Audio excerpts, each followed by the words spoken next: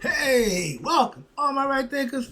Thanks for tuning in. Check out your boy, E-Farm. Thinking right out here in the lab. I'm in the book and I'm in my snowsuit. I've been shoveling snow all morning, but I'm sitting here doing what I do for you right now. That's right. I got a nice little lesson for you today.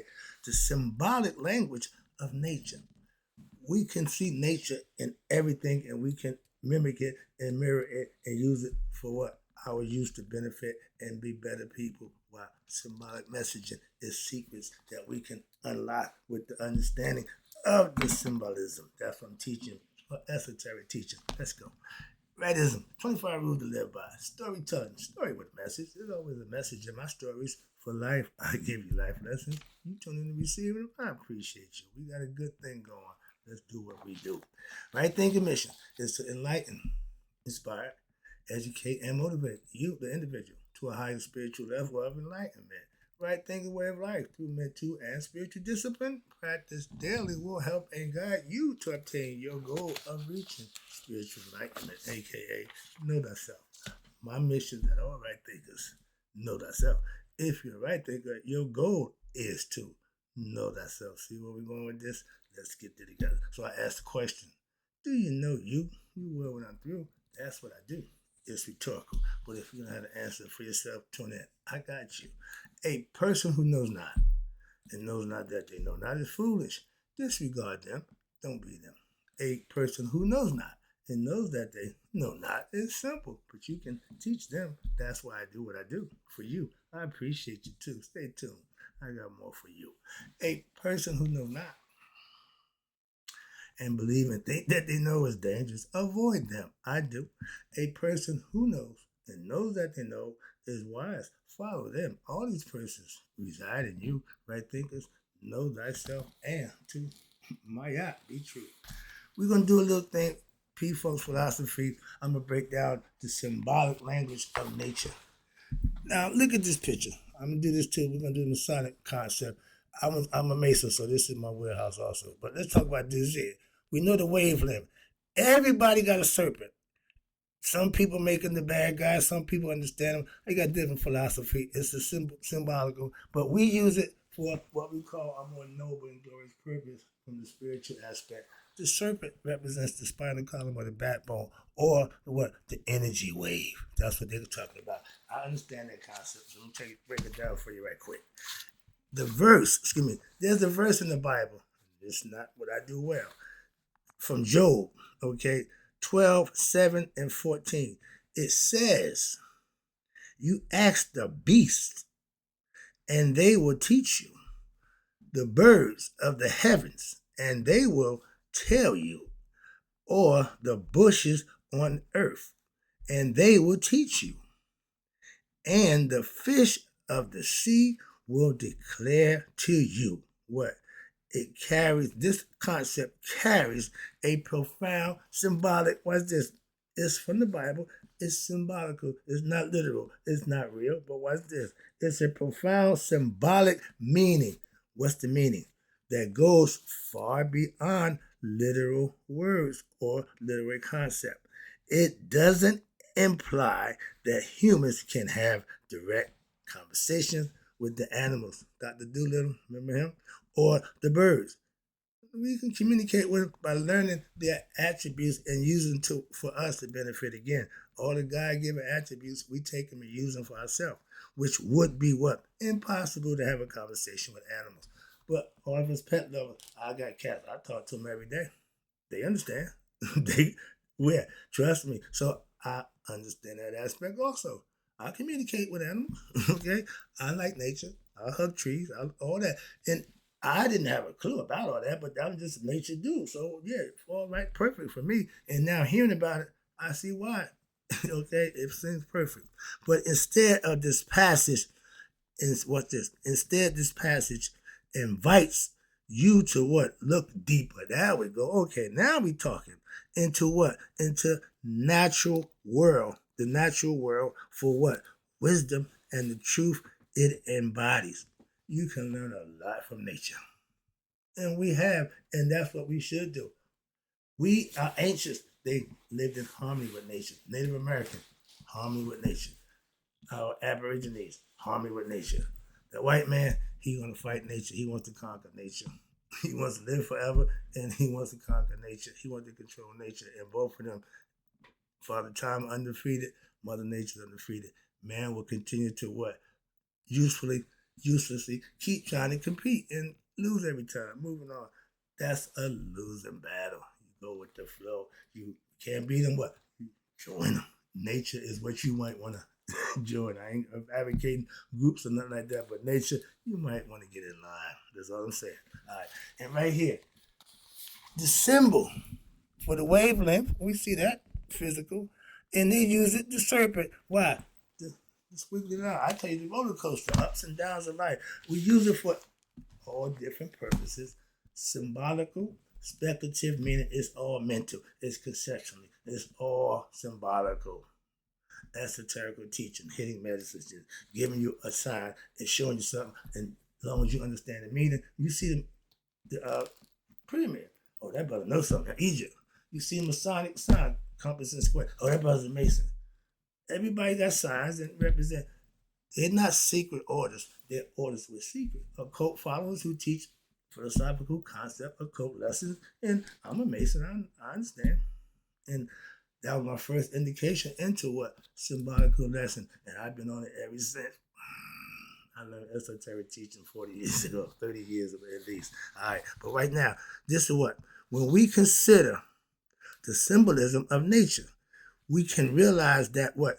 The bodies of animals and their behavior and attributes often mirror aspects of our own existence or reveal even a greater hidden truth about the universe. Understanding how, and we know the stars, we know the zodiac, we understand. So all that we've been paying attention to, learning from nature, okay?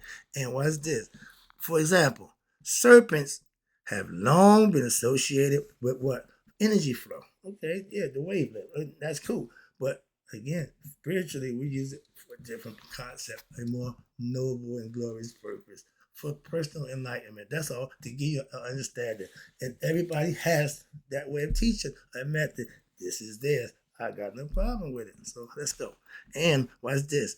Associated with the flow of energy. That squiggly line. Okay. But there are movements which often take the form of a spiral and waves, or reminiscent of what? The way energy courses through the world, moving in waves and current and cycles.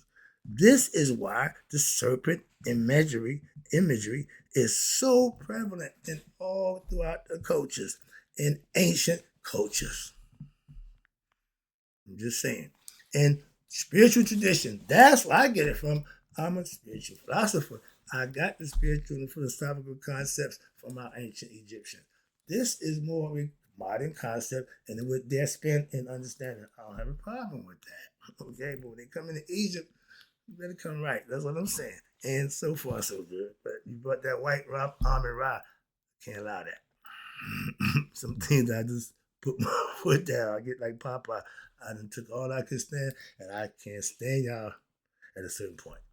I'll let you know when I get there. All right, but the current cycles. But this is why the serpent imagery is prevalent in all ancient cultures and most all spiritual traditions. Why? Because it reflects the fundamental understanding of how energy operates within and around us. Again, the serpent. Similarly, other animals in nature forms carry deep symbolic meaning. Again, that connect the human experiences. The head of the bull. I've been dying to get to this, but I'm trying to figure how you're going to make this thing work. You see, they said the head of the bull is like the woman shooter. Now, I'm all about symbolism. I can break all that down. I get that. And I ask all Christians about the Ark of Covenant. Don't nobody know, so I'm bring that to light in a minute. But right here, this is a reach. This is a stretch. Now let's see how they make that work. I'm a conceptualist. So I want to know where they're gonna make these two things go together. I'm looking. I've been looking. I got to have them explain it to me. So let's go. Let's see what they say. The head of the bull, for instance, bears a striking resemblance to the shape of the human woman's uterus. That's a stretch. And symbolizer, okay. Symbolizer now, in my aspect of the bull, sorry, the bull, okay, the concept, but it's fertility, strength, okay. And it symbolizes fertility. Okay, they're on point with that. And creation. Again, on point with my Egyptian philosophical concepts. They're just presenting a little different. Okay, I got to understand it. So let's go. So the ram horns, again, I just did your lesson about the hippocampus. They are shaped similar to what? The hippocampus in the brain. I've been doing the brain for a while now, so I'm getting better at this brain thing. I can talk to a brain surgeon and have more information about it than he do. Why? I ain't but the nerd college, but I'm studying and learning as I go. So a region, this is the brain, part of the hippocampus, the front part of the brain. That's the region of what? That's associated with our memory, our navigation ability, our hunting skills, and the ancient recognition of what? The brain's power and structure. Even birds, we call bird brain, okay? The smartest, most intellectual level in the spiritual concept is what? Birds. The ibis head bird, which is thought, which is God's mind, Ra and Haru, and Asar all have bird heads. Only one who wear the headdress. Symbolical for that purpose, okay? Even birds, that's the highest level of consciousness you can have. Did you know that? Again, that's my philosophy. But with these distinctive forms can be seen as resembling the brain stem also. That's another aspect that they use the brain stem. Give you that lesson about Haru. And the Christians, Christ is the God, is the brain stem. God is the mind, and Christ is the brain stem to his people who he leads, who follows him. I ain't got a problem with that philosophy at all. Okay? It ain't mine, but I understand it. The question is, those who follow it, do y'all understand it? I don't have to understand it, which I do, but the ones who follow it, y'all should. Emphasizing what? The connection between the mind and the body. Hello, that's the part that connects the brain to the body. The spinal column, the brain stem connects to the spinal column, the 33 vertebra, the 33 degrees. All that is all symbolical, and I understand all the symbolism behind it. Why? I studied and I learned them. Hence, master teacher. I can break it down as I'm doing to you right now. Let's go. But this concept is beautifully captured in what? In the phrase, you ready? Gave this lesson too. As above, so below. Okay. As above, so below. What does it mean? Now, everybody says that phrase. Everybody, they know what it means. Everybody got their own concept and opinion about it. You should get the person who wrote it, his definition of it, not yours, what it means to me, what it just means. No, get the person who laid it out there, the understanding before you use it. Which means that what? The macrocosm, aka the universe, and its reflection of what? The microcosm, which is us, our own bodies and minds. As above, so below. In the physical body, as above, so below. The world is designed by the grand and almighty God. In Masonic order, we call him the grand architect of the universe. But we don't talk about God. That ain't God. Who the hell is it? Again, more games. Okay. Symbolism. You can play the game any way you want with the symbols. You can use them positive up, negative down. You can express it any way you want, your choice. But remember, the decision that you make and the action that you perform comes with consequences. Karma. Okay? Do with it what you wish.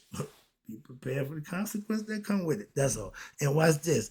Now, God, the Almighty, is full of such intelligence, intellect, and international patterns. When we open our mind, objective. Subjective means you believe something and you ain't trying to hear nothing else. That's a closed mind. An objective mind is open and truly observe the world around us. Then you will be able to see that every aspect of nature reflects something about ourselves. There's something in everything animal, there's something in us, our existence, and the divine order in which everything was put. We know that, we say that, but sometimes we tend to forget or whatever. But stop having selective amnesia and understand and stay on that level. This is the true meaning behind the verse from Job, which is what? The natural world is a mirror, again, showing us the wisdom and the hidden truth that's embedded in the universe by the Creator. You can live and learn. Nature will show you. If I just tell you, if you get to be an old fool, that means you didn't learn nothing in life. Nature help you with that. Aging, growing old, you should learn things as you go along. But if you're not studying daily, and by studying daily and contemplating on nature, meditating, now you can now learn the profound life lessons about what? About yourself. I guess excited. I'm sorry. Yeah. In your personal self, in your energy that you have. And that's the what? Interconnectedness to all things. The spirit that's in you is in all things. The mentality and consciousness that's in you is in all things, even nature and the universe. So, the animals, the plants, okay, even the elements, that's all God of the earth, are not just passive creation. No, it's all systematically laid out in the process that we are what? They are teachers and guiding us as humans toward a more deeper understanding of what? Ourselves and the divine design that governs all existence. Again, it all comes back to the one God. Whatever religion you profess, whatever philosophy, it's still God. I can tell you, as a spiritual philosopher, ain't but one, and we just got a whole bunch of different concepts, names, and views for it. That don't change the fact that it's just one. Okay, the ancients, wrapping up right now, the ancients all recognized these connections because they were deeply attuned to what? Knowing themselves. Again, woo, buddy. And watch this: to animals, plants, nature, and the stars. They was familiar and they studied all of them. And their profound connections with the natural world allowed them to see the symbolic relationships between different forms of life and aspects of human existence. So, as a result, what happened? They used, again, the animals to represent various aspects and facets of reflection of what? Of your inner workings of the human experience. We are spiritual beings come here to have a human experience. How do we get here? Through the woman's portal, the womb of the woman, uterus coming out, the thing right here. Okay, this is the life giver right here. But this will impregnate that. So they keep the bull there at the male aspect. I get the concept. We just present it a little different. So I get it. But I'm looking at the bull saying, I don't see. When they keep pushing on me, I got to bend a little bit, squint my eye a little bit, and move back a little bit to, to get to get the concept, so to speak. But I get it. I understand it. I hope you do too. That was a lesson. I got to go. I'll be right back with the Freemasonic art in the anatomy. And we're going to learn about the Ark of the Covenant. And I'm going to break that down for you because I still say, y'all missing y'all own stuff. I'm doing y'all stuff, not mine. I got mine. I'm just trying to help you with yours. Maybe you can understand this a little better. I'm just giving you what I got to see what I can get you to what? Know thyself. And that's the lesson in closing. Right, thinkers. May you all live to be 100. Me, 100 miles a day. So I never know that my right thinkers who start to realize the symbolic language of nature have passed away. I'll be right back with the Freemasonic art and anatomy. Should be some good stuff. I'll be right back.